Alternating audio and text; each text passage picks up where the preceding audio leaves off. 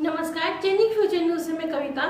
इस बार 24 अप्रैल को एक ऐसे महान साहित्यकार की 50वीं पुण्यतिथि है जिसके प्रशंसकों में प्रथम राष्ट्रपति डॉक्टर राजेंद्र प्रसाद भी, देश के प्रथम प्रधानमंत्री श्री नेहरू जी भी थे। तत्कालीन भारतीय जनसंघ के शिखर नेता नानाजी देशमुख भी, समाजवादी आंदोलन के युग पुरुष जयप्रकाश नारायण भी और एक्सप्रेस समूह के संस्थापक रामनाथ गोयनका भी शामिल थे। प्रासंगिक प्रश्न यह है कि क्या ऐसे कदरवान शख्सियत को भारत रत्न मिल पाएगा? इस बार नई दिल्ली के मैदान में एक अनूठे समारोह में इतिहास रखने जा रहा है। इस इतिहास किसी सियासी दल की रैली का इतिहास नहीं, बल्कि राजनीति के निरंतर बढ़ते शोरगुल्लों में भाषा व साहित्य के सकारात्मक दखल से जुड़ा है। आगामी 24 अप्रैल को रामलीला मैदान में हजारों की संख्या में लोग एक स्वर से राष्ट्रकवि रामधर तिलकर की कृति रश्मि रथी का पाठ करेंगे। शायद विश्व के इतिहास में ऐसा पहली बार हो रहा है। अवसर है दिनकर जी की 50वीं पुण्यतिथि। यह सामान्य पाठक का यह भी बता देना आवश्यक लगता है कि आपातकाल से पूर्व दिनकर जी की एक ऐतिहासिक कविता सिंहासन खाली करो जनता आती है। वस्तुतः जन जन की आवाज बदल गई है। यह आयोजक दिनकर स्मृति न्यास की ओर से किया जा रहा है। इस न्यास के संयोजक दिनकर जी के पौत्र श्री ऋत्विक उदयन है। ऋत्विक के पिता केदारनाथ जी भी हिंदी कविता के महान हस्ताक्षर थे। यह वही दिन थे जब लगभग 50 वर्ष पूर्व दिनकर जी ने अपने काव्य का तिरुपति मंदिर के परिसर में एक विशेष मंच में पाठ किया था।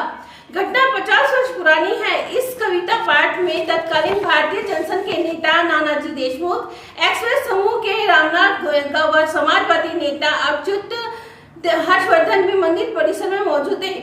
राष्ट्रकवि दिनकर इन दिनों मानसिक दबाव से थे और उदास रहते थे। उन्होंने कुरुक्षेत्र और हुकार वाले दिनकर नहीं थे, वह हारे के हरिराम वाले दिनकर थे। सांसद तब भी थे। एकाएक उनके एक मित्र सांसद गगनदास शरण बोले, तिरुपति जाने का मन है, साथ साथ चलेंगे। सांसद में इतने सहर्ष हामी भरी।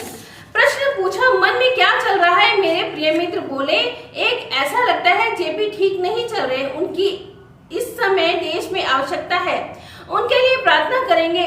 दूसरे, मेरा मन है एक बार तिरुपति जाकर रश्मि रथी का पाठ करूं। उनके जाने के बाद इंडियन एक्सप्रेस के श्री रामनाथ गोयनका, नानाजी देशमुख और अच्युत पथवर्धन को पता चला। तय हुआ कि सभी लोग एक साथ जाएंगे।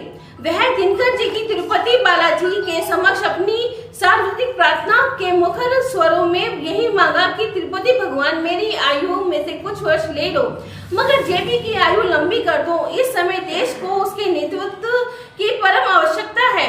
इसके बाद विशेष रूप से आयुष मंच में दिनकर जी ने रश्मि रथी का पाठ किया।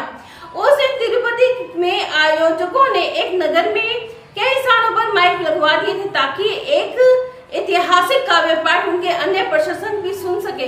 श्री दिनकर नेहरू परिवार लोहा लेते थे। उन्होंने कभी किसी राजनेता की जय जयकार नहीं लगाई। उनके किसी भी नेता से ज्यादा महत्वपूर्ण देश और देश की संस्कृति रही। उनके अंदर देश प्रेम भावना नदी के बहने वाले पावन जल की तरह थी।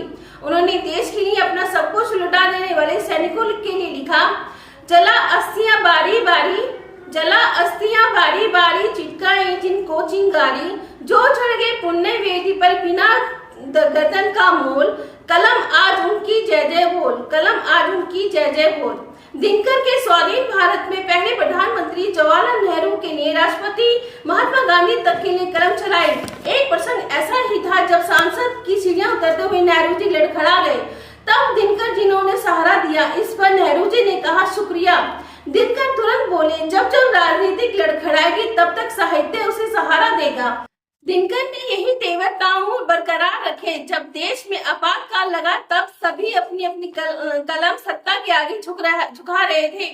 ऐसे वक्त में भी दिनकर ने क्रांतिकारी कविता लिखी, टूट नहीं सकता ज्वाला से जलतों को अनुराग सके, पिला पिला कर खून हृदय का पार रहूं आग सके।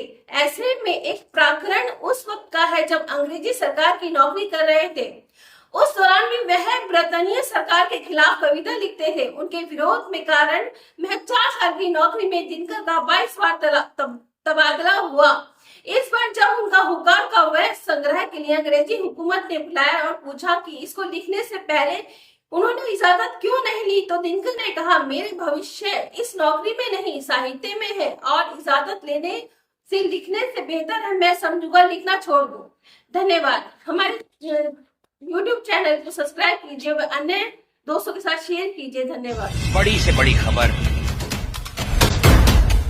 क्राइम से लेकर राजनीति तक किस नेता ने 5 साल में क्या काम कराया।